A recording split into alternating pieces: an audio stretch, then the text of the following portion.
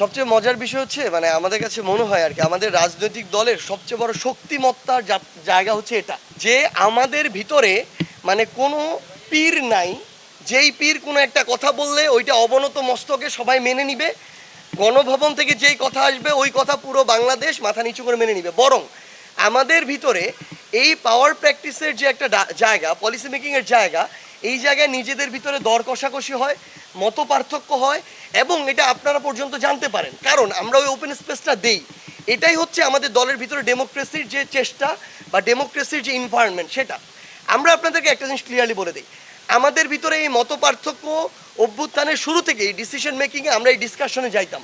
আমাদের ভিতরে প্রচুর যে কোনো একটা বিষয়কে সামনে রেখে প্রচুর যুক্তিতর্ক হয় এবং ফাইনালি যখন একটা ডিসিশন হয় আমরা সবাই ওই ডিসিশনের উপরে দাঁড়িয়ে সিদ্ধান্ত বাস্তবায়নে যাই।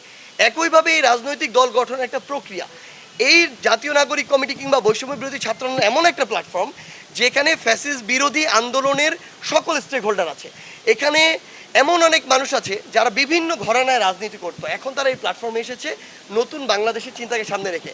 আমাদের ভিতরে যে মত পার্থক্য দেখছেন এটা সামনে আরও হবে, কিন্তু এই মত পার্থক্য শেষে আমরা যখন একটা ডিসিশনে আসবো আমরা বিশ্বাস করি এবং আপনারা দেখবেন আমরা ঐক্যবদ্ধভাবে যেই ফ্র্যাকশনের কথা আপনারা বলছেন এগুলো কোনো কিছুই থাকবে না, বরং খুব দ্রুততম সময়ের মধ্যে আশা করি আগামী এক সপ্তাহের মধ্যে সকলে আমরা আবার ঐক্যবদ্ধভাবে পূর্ণ শক্তি নিয়ে বাংলাদেশের নতুন একটি ছাত্র জনতার রাজনৈতিক দল নিয়ে বাংলাদেশের ছাত্র জনতার যে কাঙ্ক্ষিত চাওয়া, আগামীর বাংলাদেশের চাওয়া, সেটা প্রতিষ্ঠার জন্য আমরা কাজ করে যাবো।